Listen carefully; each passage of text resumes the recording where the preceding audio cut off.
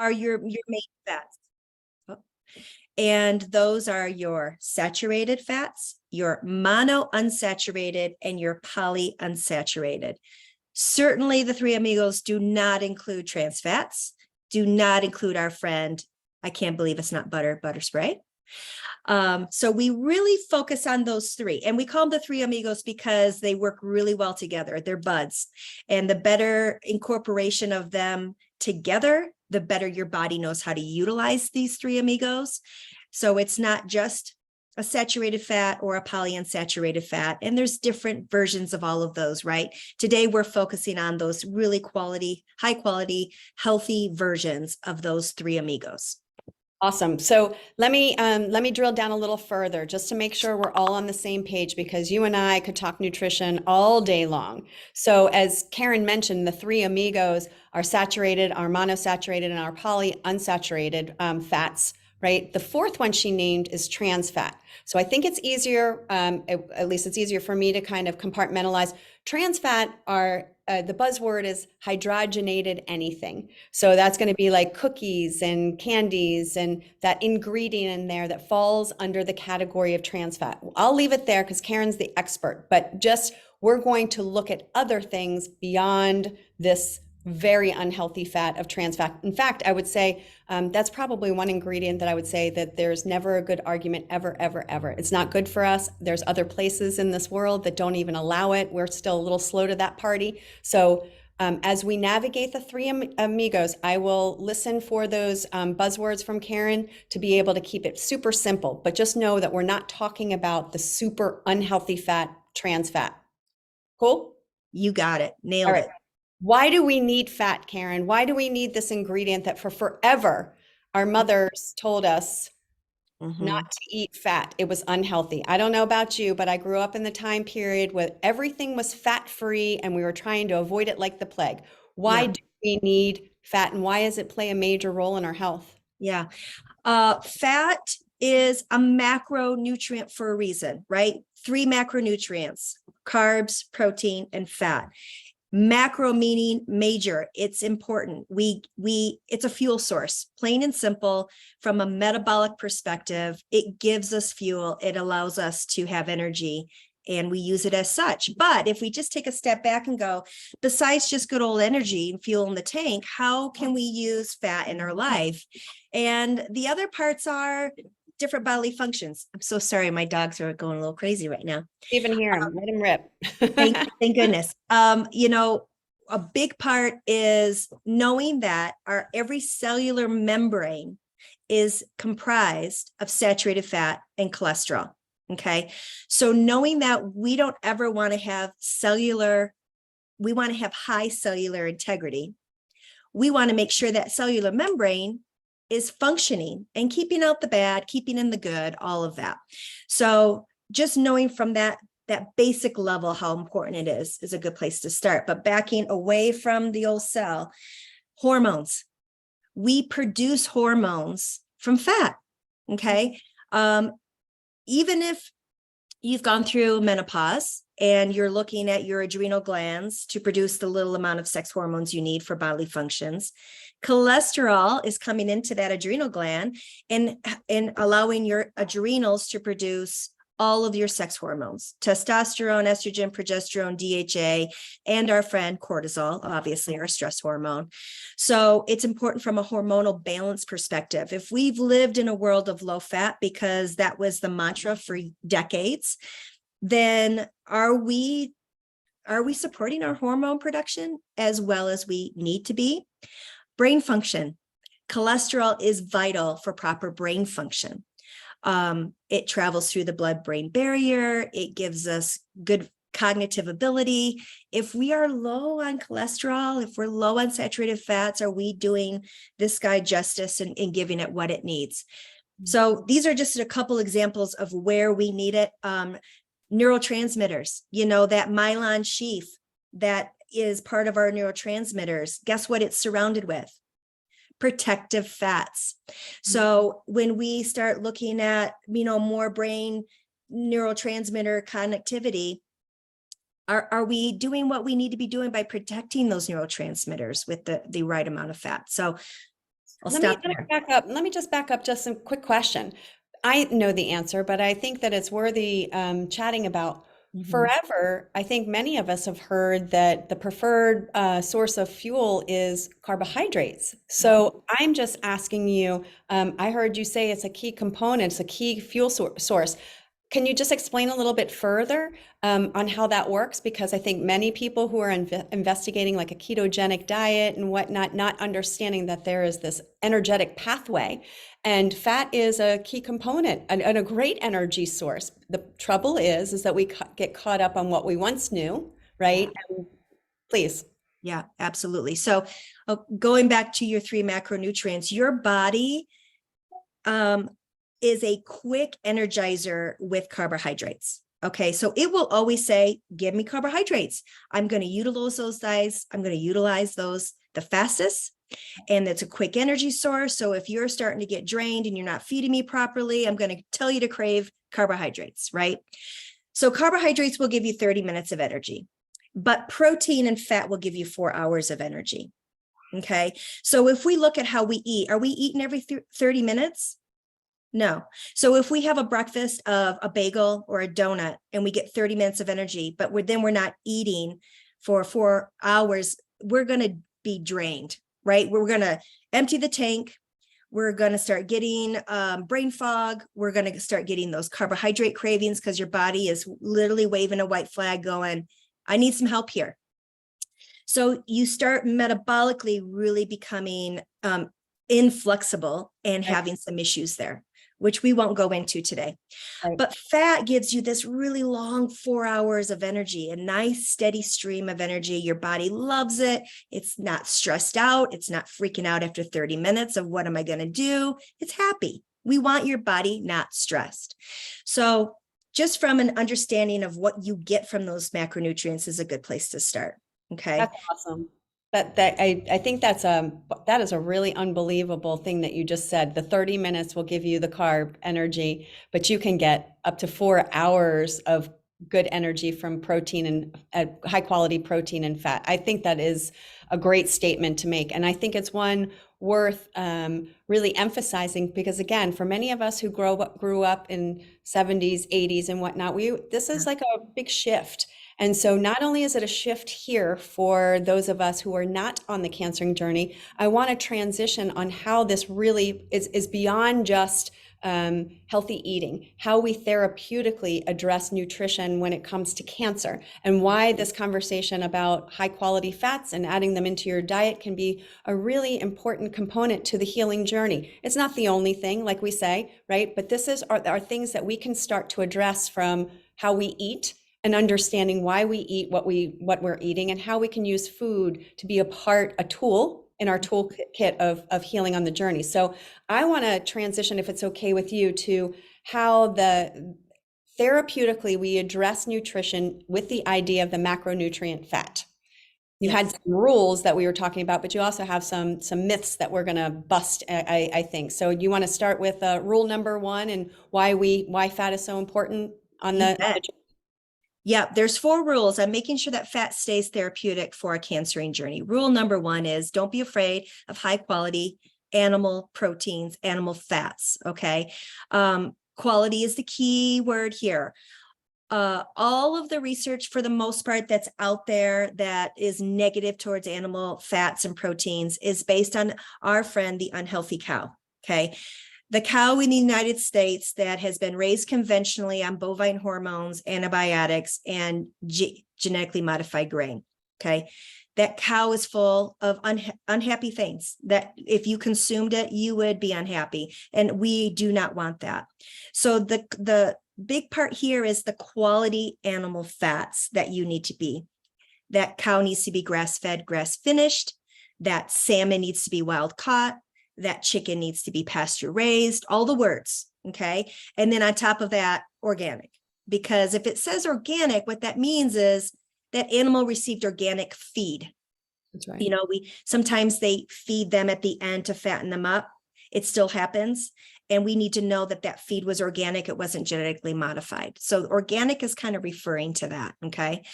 So if you are eating an unhealthy or a healthy, let's say our friend cow, then you can actually get omega-3s from that cow. And we never talk about that in the United States. Yeah. We never say beef is a source of omega-3s because our beef is raised not in its natural diet.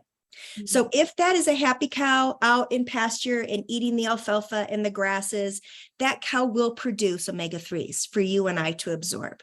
And we know omega-3s are anti-inflammatory. It's Excellent. the number one anti-inflammatory foods we suggest to our clients.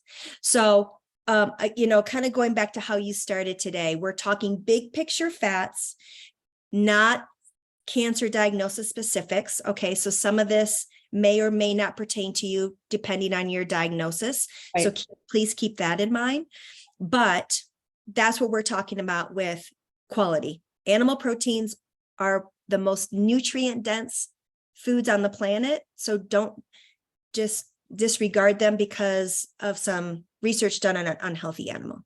Right. So because I think what we have heard is that those animal proteins, animal fats, what high in saturated fat, and that may not be good for us for a variety of reasons, for heart health and whatnot. So let me summarize again. I want to take what Karen's saying and really kind of pull it into where we are in the kitchen. And I think what she's saying is that we need to understand that when we are eating animal products, that the sourcing of these products need to be so wonderful, right? That we're getting all the benefits instead of reaping all the punishing effects of the things that they are being raised on. So I'll give you an example, a real-time example. We subscribe to Butcher Box. I know that those proteins, the meat proteins, I'm not a meat eater, but I have 3 sons and a husband who are, and I know that red meat has been grass-fed and grass-finished. And for those of you who don't know what that means, marketing's gotten really, really smart. It used to be that we could just read grass-fed and it would be like, yay. Well, we've gotten pretty smart, and what happens in this last 4 to 6 weeks of the animal's life, then they start to get this corn feed, perhaps not organic, to fatten them up before they are, slaughtered and whatnot. So the idea is that we are making sure that you got to look down chain, right? You got to look at where this cow came from, and then not be afraid, again, not talking specifics on picking and choosing proteins that have been sourced from very high quality. I trust Butcher Box, but again, not endorsing any one place. Just know where your meats are coming from. Grass-fed and grass-finished was one thing. The pasteurized, we've talked about that before. Making sure that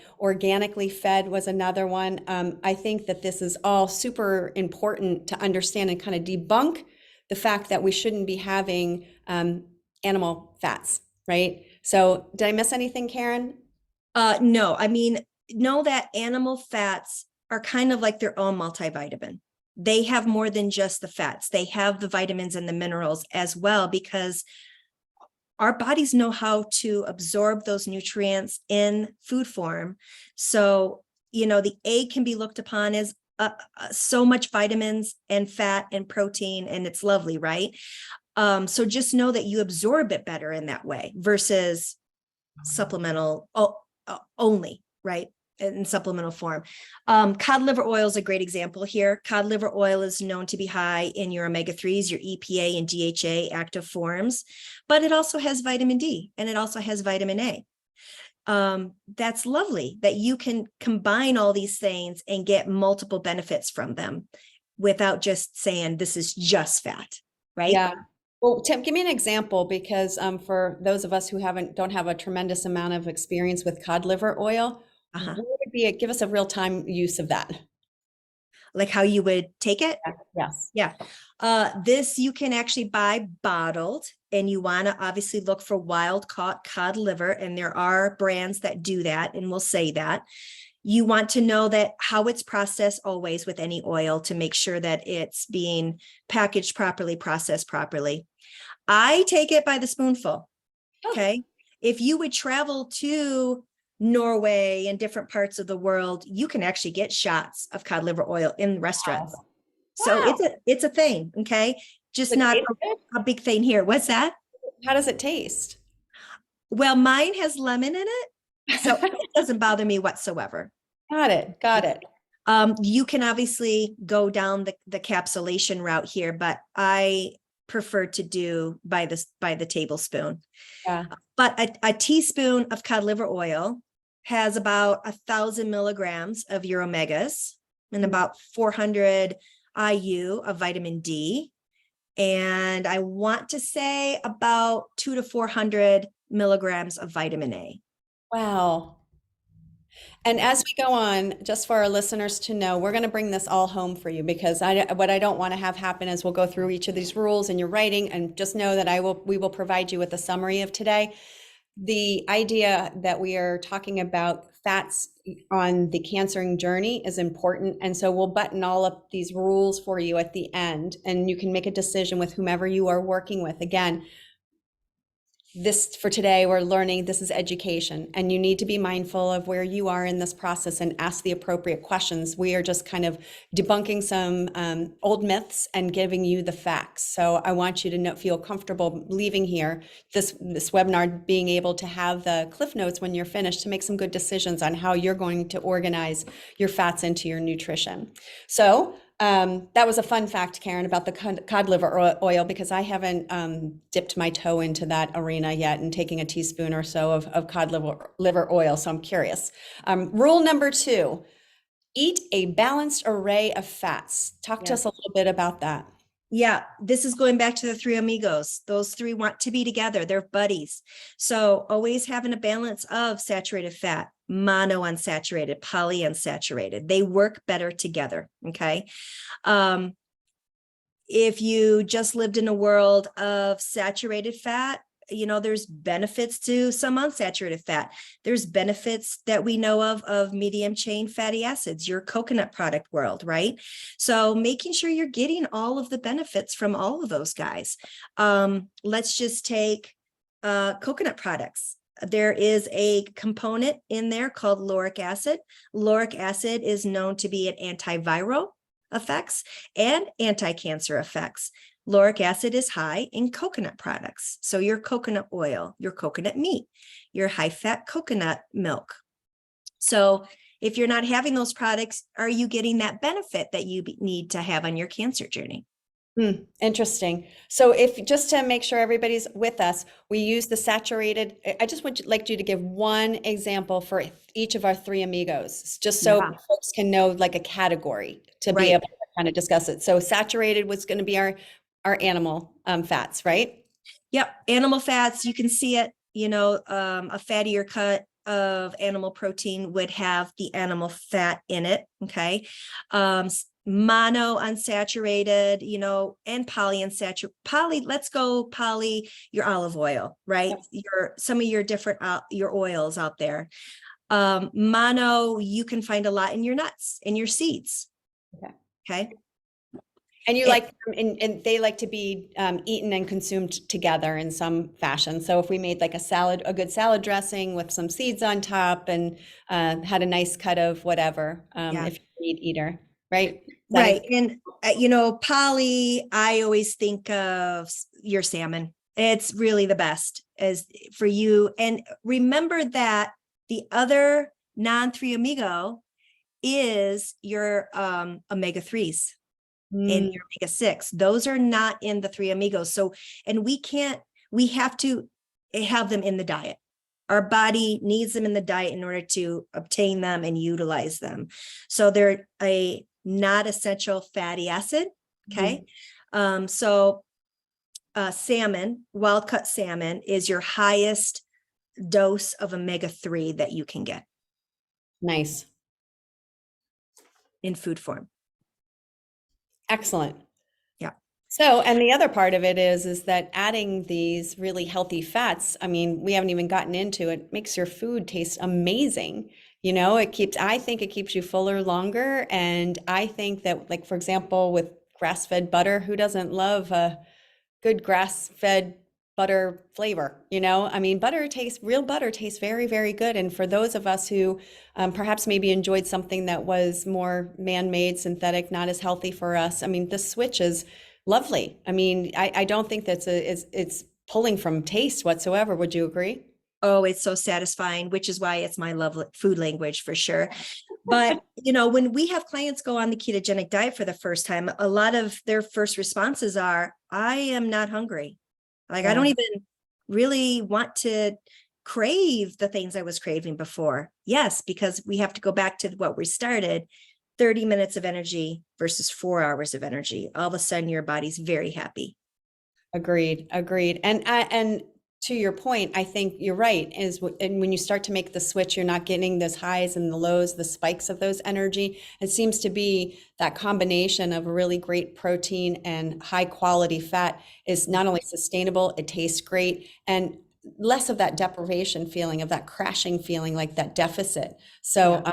I agree with you. It's just a very hard argument still. I think it's interesting. I think we've really ingrained folks to believe that you're going to gain weight. And obviously for our folks today, we're not talking about anything to do with, weight loss or anything, but we're talking about healing and just feeling like you are supporting the body with using the appropriate, ingredients and nutrients. I think it's just so important for folks to really understand the why behind it. If somebody's going to, offer or suggest that you should be eating this way, knowing that you're going to get that great energy source, but you're also picking and choosing foods that are supporting your healing, which Yeah. is awesome.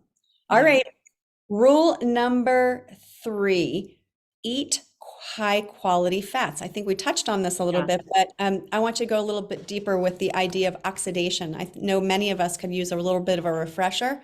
Yeah. So please. Yep. Okay. So we know oils are mainly poly and monounsaturated fats. Okay. What does poly and mono mean? You have breaks. That's saying that you have a break in the fat chain. Okay. There's a carbon there that is breaking it up. So poly means many. There are many breaks in the chain. So when you heat an oil, let's take our friend canola oil. There's a lot of breaks in that chain, and that break means that's a chance for oxidative stress. That's a chance for that oil to become rancid. So if we think about the frying process, they're using inexpensive oils to do that because these are businesses trying to make a profit. So they're using vegetable oils, they're using canola oil to fry in. So when you heat those up at high levels of temperatures, you are creating oxidative stress in that oil. You're creating a rancid oil because they're using that oil over and over again. And that is going to cause oxidative stress in you. What does that mean? Cellular damage. Okay. We care about that from a cancer perspective because of what a cancer cell is. It's cellular damage. Okay. So polyunsaturated fat is part of the 3 amigos, but a very high quality polyunsaturated fat. We're not talking about canola oil. We're not talking about oils that not only can become rancid really quick, meaning they have a very low heat point, but also look at the bottles they're in. They're in clear plastic bottles. Look at olive oil. A good quality cold pressed extra virgin organic olive oil is in a green glass bottle with hopefully a date on when it was packaged, right? So that's part of the quality message, but that's why we care about this oxidative issue when it comes to a cancering process. We are doing everything we can to help clients lower their inflammation. We don't want that party zone to happen in the body saying, come on, cancer cells, let's have a party, let's proliferate. We're trying to shut that down. And the best way we can do is slow down oxidative stress, lower inflammation. That's great. So even our healthier oils, our olive oils, even some of those are not great to be heating up. Can you talk a little bit about, we have our cheaper oils, our more unstable oils, but going into the lane of the healthier oils, some of them are not great to be high heat either. Well, there's a great debate on olive oil, and right now the camp is saying that it does have a higher heat threshold than originally thought. Really? But it's important to know the different heat thresholds amongst all your fats. Okay, Good. so for instance, ghee. Ghee is when you separate the dairy proteins from the fat, from a butter. Okay. And ghee has a very high heat threshold. It's over 400 degrees. Wow. Beef tallow. Beef tallow is after you've cooked a steak and all of the juice that's in the pan that turns white. That's beef tallow. Oh. Okay. That also has a very high heat threshold, over 400. And then it kind of goes down from there. But butter by itself, oh gosh, I have it in my notes here. Bear with me while I look that up. Butter, grass-fed butter is 350 degrees. They call it a smoke point. I've been calling it a heat point. So the moment where that fat starts to smoke in the pan is the degrees that we're talking about. Coconut oil is 350. The ghee I mentioned 400. was 485. What's And olive oil? olive oil is not in here, but avocado oil is also pretty high. So that has been known to have a higher heat smoke point than olive oil. And I would have to look up olive oil on the new research that they're saying. But now they're saying, new research is saying it's okay. It's not oxidizing as fast as what we originally thought. But know that olive oil does have poly and mono. Mono means one break, right? There's one break in the fatty chain. Poly means many. So now they're saying because there's monounsaturated fat in olive oil, it's less damaging. Yeah. Oh my goodness. So we actually transitioned on accident to rule number 4, right? Right. So finishing up with rule number 3, we're going to eat our higher quality fats, making a better decision on some of our oils, and paying attention to, or at least trying to stay away from things like canola oil and margarine and vegetable shortening. Why? Because we are trying to lower inflammation and not cause oxidative stress. It's not good for us in general, but in particular when we're on that healing journey. And then we transitioned automatically into that, naturally, into that rule number 4 of cooking with the correct temperature. So I think that what I'm taking away from what you said is that our highest temperature, if we're going to cook at really high temperatures, that ghee and that beef tallow are probably going to be our best choice. Next in line is going to be our avocado oil, and probably underneath that is going to be the olive oil, depending. And then that grass-fed butter and the coconut oil might bring it in a little bit. I think to keep it easy, wouldn't it be just best not to take it to a smoke point? Yes, ma'am. I mean, Yep. just to be sure that we're not doing any damage to anything. Yep. Low and slow, low and slow. Love it. We know that grilling, the act of grilling and the charred marks are carcinogenic. So we know that frying oxidizes the oil automatically and then affects the food that it's being fried in. So low and slow, slow cooker, roasting at lower temperatures, baking at lower temperatures. We find the research is showing that salmon, eggs, and beef are probably the most affected by high heat temperatures, where you start seeing their nutrient value come down. Wow. So here we have the wild caught salmon. We want to get omega-3s from that wild caught salmon. If we are frying, grilling, cooking at baking at high temperatures for that salmon, we know omega-3s are going to come down. So if you go over 275 degrees for that salmon, you're going to start seeing reduced omega-3s. If you can bake that, roast that at lower 275 degrees or lower for a longer period of time, you are going to maintain the level of omega-3 you consume. Talk to me or talk to us about the mutagenic agents from cooking. I'm really curious about the beef and the chicken and the pork.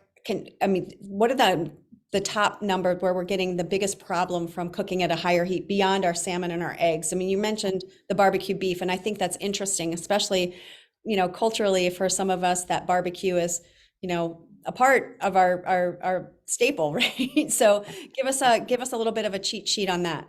Well, when you're looking at barbecued meats in general, you're looking at 2 different kinds of cooking functions. You're either grilling it or you're smoking it.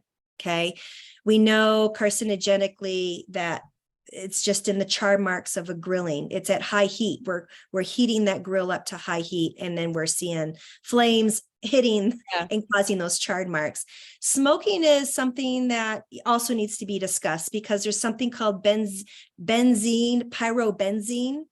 I didn't even want to touch it for pronunciation purposes. So go Okay. ahead. Pyrobenzene is that chemical that's in cigarettes Uh, that's linked to, cellular damage, cancer diagnosis, and so forth. And that is also in just smoke, wood smoke. So if you're smoking your meat with wood chips and there, that's the form that smoke is what's in charge of cooking the meat, that is getting into that meat. So, a lot of times when we are dealing with somebody with colon cancer, yeah. we say, okay, smoked meat. What's your consumption of smoked meat? What's your consumption of grilled meat? Because that is the cancer's right in that old digestive tract. And we got to be very, very careful what's happening there. There's genes now that will tell you how well you detoxify pyrobenzene. So if you have a genetic SNP that says you're not a good detoxifier of this specific chemical, then that could be not helping you when you consume these products either. Fascinating. All right, I have one question from a listener and then one from mine. So I like to take what you say and see if I can rearrange it and put it in a way that somebody can consume something in a more healthy way. So I'm going to go back to the barbecue. I'm from the South. Again, I'm not a meat eater, but again, to try to lift up the argument on how he can do this a little bit better. Would it be an acceptable transition if we were purchasing a high quality meat from, say, a butcher box, and then we were doing something like a slow cooker for a long period of time and using an organic, healthy, clean, like a Tessemae or a Primal Kitchen barbecue substitution? So we would be able to cook it low and slow, shred it, and then be able to add a healthier version of a barbecue sauce, substitution. Is it exactly the same? No. But is that a transitional food that might work for somebody who was, say, missing that they were trying to do a better job? Could you do something like that? If it was in your oven, again, that smoker, electric or non, is using smoke as the heating agent in the smoker. Okay. But a slow cooker, like a pressure cooker. Yes. Slow Is that cooker. okay? Or, what we do is we'll put our oven on 200, 220 degrees and Yeah. we'll throw in our chicken wings and we will slow cook them all day. And then we'll put on our healthy homemade low sugar barbecue sauce and it falls off the bone. So that's a great way to transition. So here's the Absolutely. listener's question. So Renee would like to know, what are your feelings on the air fryer? So we've gotten rid of some of the other stuff, but now we're going up high in heat. What's your position on the air fryer? Yeah, and this kind of goes along with the Instapot as well. The Instapot, because it's so fast, actually retains nutrients in it. So you have to keep that in mind, that research is showing that it's able to retain everything in there that we're talking about, high heat getting out, because it's so fast. And you don't necessarily using oils in there to oxidize the food. The air fryer, the thing to really watch with the air fryer, it's kind of going down the same mentality of the Instapot. It's so fast it can retain the nutrients. Are you cooking it in, is it a plastic air fryer? Is it a metal air fryer? Is there anything leaching into the food because it's such at a high heat? That's really important for some of these devices, okay, to keep in mind. And are you using oils? Right? We're talking about extreme heat still. So if you are doing it without oils, that's what would be the preference here, is to not throw a oil in there and to know that you are not leaching chemicals from a plastic covering or basket or whatever it may be with some of these different air fryers. So give it a grade for us, Karen, in terms of air fryer and Instapot. Without the oil, we're trying to transition from making something that was once either on a grill or, would you call it a transition tool, or would you call it an acceptable tool? If you're not adding in those extra unhealthy pieces. We have a steel, let's say the Instapot is not plastic. Let's say, we're not using an oil. Yeah. Is the methodology of high heat cooking in a short period of time to keep the nutrients intact, is that acceptable as something we want to be doing? Or Yep, yep. I use the word gold standard a lot with people just to tell them the absolute best and then some steps below it. So gold standard here would be still low and slow. We know for sure that's going to have the most nutrient safe, protection of keeping those nutrients in there. And then a step below that would be your Instapot, your high quality Instapot and air fryer. Okay. Okay. Good. Sauteing, I would put in that as well. Sauteing is, if you're on a medium heat, you're not going to get to that smoke point. Avoid that smoke point. Okay, good. Any other questions? Renee, thank you for that questions. Any other questions before we get into our fast, quick fire round of myth busting? Have we answered all the air fryer questions and anything of the sort? Any questions about the three amigos? The kinds of oils? All good? Okay, great. Everybody sounds like see, Karen, you're doing such an incredible job. They have no questions. Good, All right, good. Here's our first myth. All right. Eating dietary cholesterol, which means those yolks that make the egg taste so darn good, raises cholesterol levels in the blood. And I actually cannot wait to hear the answer to this. Yeah, I talk about this a lot. This is probably the one myth that we hit hard at. And the myth is obviously not true. The fact is that when we see high cholesterol in the blood, we have to take a step back and go, why is cholesterol in the blood? And what is causing cholesterol to want to be in the blood? Okay. Cholesterol is our friend. It's there to repair and protect you. And when it is going in the blood because it's sensing that there is a thinning artery wall somewhere, and it's going in to put a Band-Aid there. Okay. Its job is to make sure you don't bleed out. And that's why it's in the blood. So if we take a step back and go, okay, that's why my doctor's looking at blood cholesterol, and that's why my doctor may be recommending medications. But why did cholesterol feel like it needed to go in the blood? And there's a ton of research. We've debunked this, okay? Back in the day when Franklin Delano Roosevelt had a heart attack, our country said we need to figure out why this is a problem in our society, heart disease. And he hired a scientist called Ansel Keys. Ansel Keys went out and said, oh, well, our artery plaque is made up of cholesterol. So this is where we said fat is bad, cholesterol is the enemy. We need to have a low-fat diet, okay? Then we lived that way for decades. And until around the 80s, we started debunking all of this research that was done and realized that it wasn't really a conclusive, bigger picture of what's happening. What we now know is that carbohydrates, high blood glucose, is the reason for cholesterol wanting to go in and protect you, okay? And this is all in a lovely book that I wanted to share called The Big Fat Surprise. It literally talks about all of the from that moment on, what's happened with our life, with how we view fat, okay? It's beautiful. Tons of research in there. Who wrote it, Karen? The Nina, and her last name is spelled Teichholz. Got it. And she talks about the introduction to trans fats and all of it. I mean, it's an amazing book. So what we know, this is a very simple visualization, but if we look at blood glucose and view it as sandpaper that's going through that artery, what does sandpaper do? It thins things out. So all the sandpaper, if you had a standard American diet your whole life, all this high blood glucose that you've had from your standard American diet is thinning out this artery wall. Okay.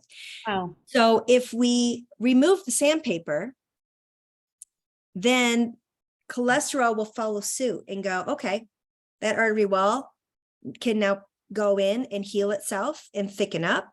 And I don't have to be in here anymore because Karen's not going to bleed out. So it's taking that step back, looking at that root cause of carbohydrates being the cause now of that thinning artery wall due to sandpaper. Wow. Gosh, I don't even know how to ask the question that I want to ask you. So I'm just going to ask it and hopefully it's clear. So for many of us who consume eggs, we were told that yolk right, could raise cholesterol levels.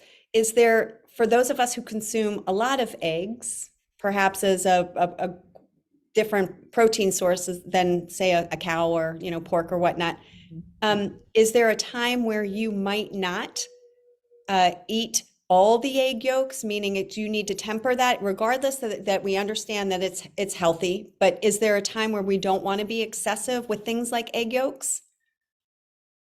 Well, eggs are, I really do look at them as a multivitamin because they have so many great nutrients in them. I think that you need to know that about 25% of your cholesterol in your body comes from diet. Okay. The rest of it comes from your body producing cholesterol through your liver. So that's 75%. So let's say you didn't have eggs. Your body's still going to produce it because you need it. Of everything of, we know what we were talking about earlier. Your brain needs it. Your hormones need it. Your adrenals need it. Your cells need it. So it's going to do it. So know that when you have a high fat diet, a high cholesterol diet with eggs in it, only 25% of that is affecting your blood glucose. Yeah, I understand, because that was a great explanation on the blood glucose is the reason for the high cholesterol in the blood, but it is a tad bit confusing based on what we've learned in the past, right? So and maybe the egg yolk was not a great example. To your point, if we're getting 25% of our needed cholesterol from our foods, it still warrants paying attention to the amount of high quality cholesterol food that we're receiving, right? Do I have that right? Yeah. You know, I'm not saying go out and have French fries from Chick-fil-A. Yes. Right? Because again, we're going back to that unhealthy fats, right, and the oxidative stress from the rancid oils. But what I'm saying is, if you're having cholesterol in a healthy fat way, and it's supporting your healthy fat and the benefits you're getting from that healthy fat, it is not affecting your blood cholesterol levels. Got it. The blood cholesterol levels are being affected by a potential high glucose, standard American diet, processed foods situation. Yeah. So eat the yolks. Enjoy the yolks. Yes. From your healthy chickens. Okay. Next myth. We're getting there. We have about 12 minutes here. So I want to make sure that we get through all of our myths. The next myth, Karen, is fish are the only source of omega-3 fatty acids. Is that the only source? Fish is the only source of omega-3 fatty acids. Yeah, this is really interesting because you have to know your body's process of converting and making omega-3s. Okay, it's a very long 7 to 8 step process that can get waylaid by anything: stress, chemicals, drugs, you name it. So our bodies have the ability to take like a nut or a seed that sometimes people say, oh, this has omega-3s in it, and produce EPA and DHA. But again, it goes through that process that can get waylaid a lot. So those nuts and seeds have something called ALA. That's another healthy fat. There's nothing wrong with it. We benefit cardiovascular wise with it and everything. But are you getting omega-3s from that? There's a good chance you're not getting good amounts of omega-3s. So fish is the safe place to go for omega-3s because we're just consuming omega-3s in already the active form of EPA and DHA, and not having to worry about this conversion rate of the nuts and seeds. Does that make sense? It does. It does. What if, you know what I'm going to say next? What if you hate fish? Yeah. Then that's when you start looking into some possible supplements of omega-3s. Going back to that cod liver discussion, would you do cod liver oil? Because it's a food, right? It still has a nutrient label on it. So it's still really absorbable to you. There's nothing wrong with nuts and seeds. Okay. But we know from an inflammation perspective, you need those omega-3s. And a lot of doctors will say you need a therapeutic level of omega-3. So that's even more, right? We need to make sure that you're getting adequate amounts. Where does flaxseed fit into that conversation? Flaxseed is high in ALA. Okay. Can it be converted into EPA and DHA? Yes. Are you a good converter? We don't know. Okay. I have a genetic SNP that says I'm not a good converter, and I know that about myself. So you can get genetic testing to tell you if you have that SNP or not. Very, very common. But are you a person going through treatment? And are those drugs stopping that conversion? Are you a person with chronic stress and that's stopping that conversion? You have to take all this into consideration. Mm, mm, fascinating. Any other places that we could, again, if somebody didn't care for the actual fish product and beyond just our cod liver supplement, are there any other supplements that you would, beyond the flaxseed, that you might suggest to somebody?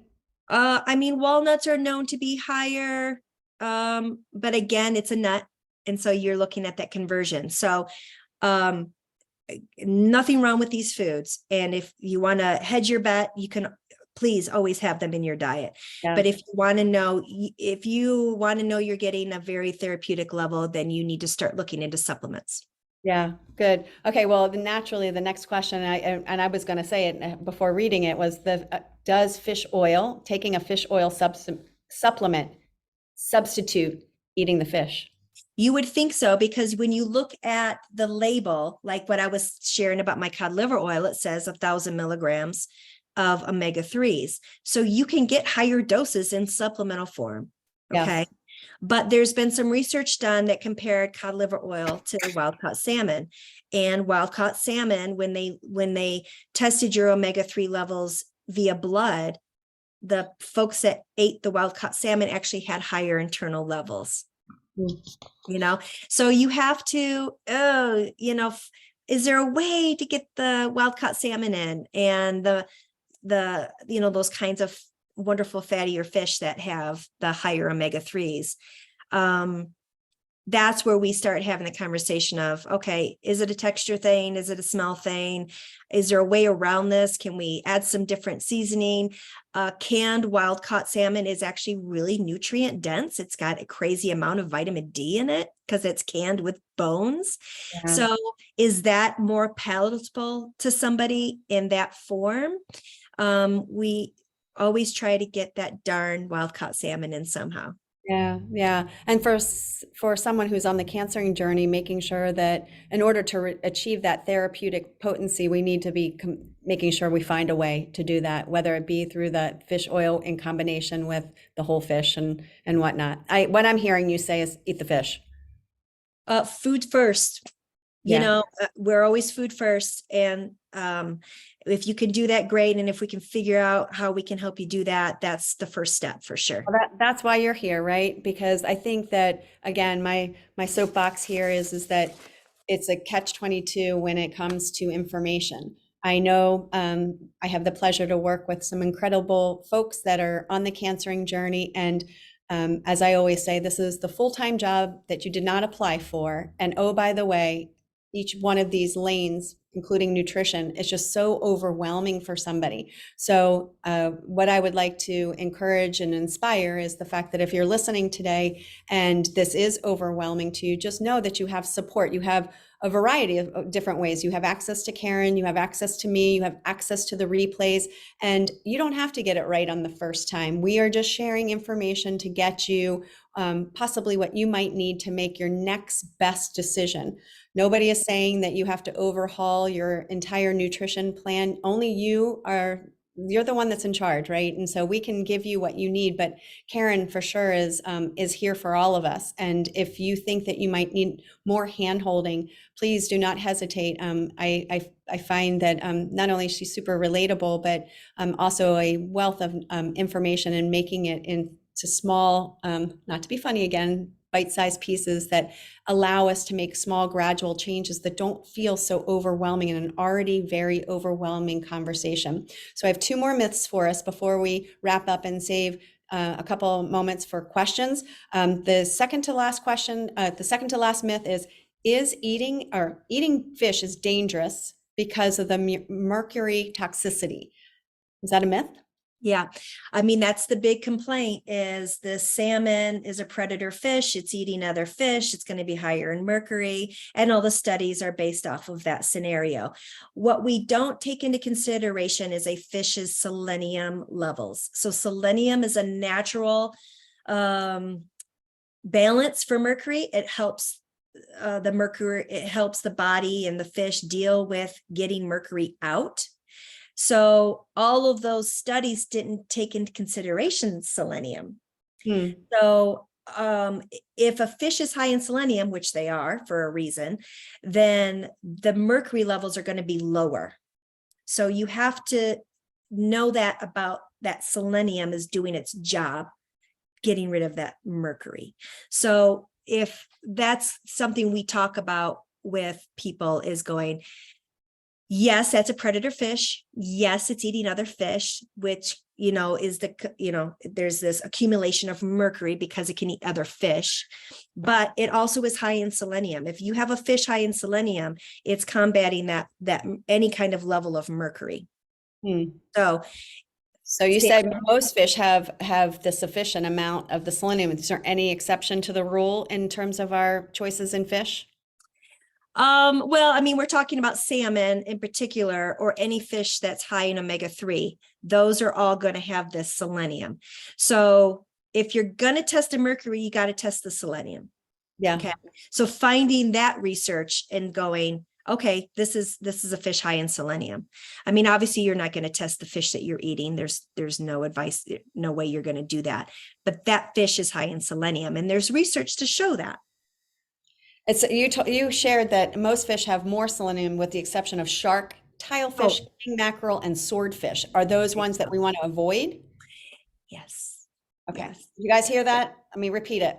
Shark, tilefish, king mackerel, and swordfish are fish that if we're on the cancering journey, we probably want to stay away from because they don't have that balancing selenium that Karen was talking about to pull down that mercury level, correct? Correct. Okay. All right. So those 4 fish. What is a tilefish? I have no idea. So don't worry about it if you don't know what it is. All right, one more, and then I have a question from a listener. Here's the myth.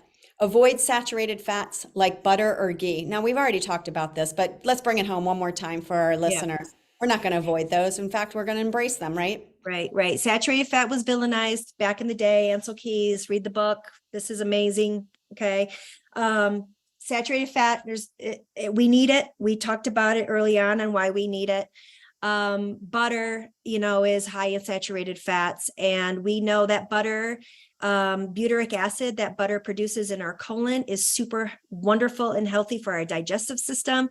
So there's health benefits to this. We're not only, again, getting that lovely fat from a grass-fed butter, but we're also getting a lot of health benefits from it as well. So that's an example of why saturated fat is our friend. Good. Love it. All right. Here's our question. Is good quality canned tuna in olive oil acceptable alongside wild caught salmon, just for variety and convenience? Would you advocate for that? Skipjack is probably the highest nutrient dense tuna on the market today.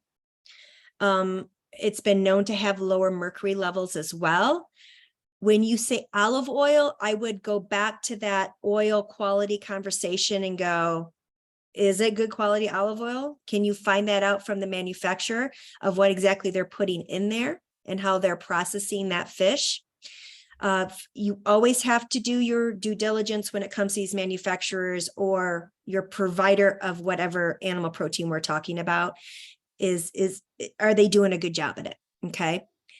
Yeah. And know that tuna is not high in omega-3s. It's not. Wild caught salmon is definitely known to be the highest when it comes to omega-3s. Do you get other things from tuna? Yes. You still want it to be wild caught, absolutely. But just know that it's 2 different fish.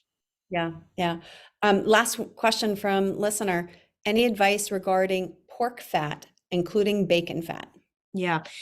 Pork is really tough to get high quality. And this is when you definitely have to do your due diligence on and knowing how was that pig treated, fed, everything. Okay.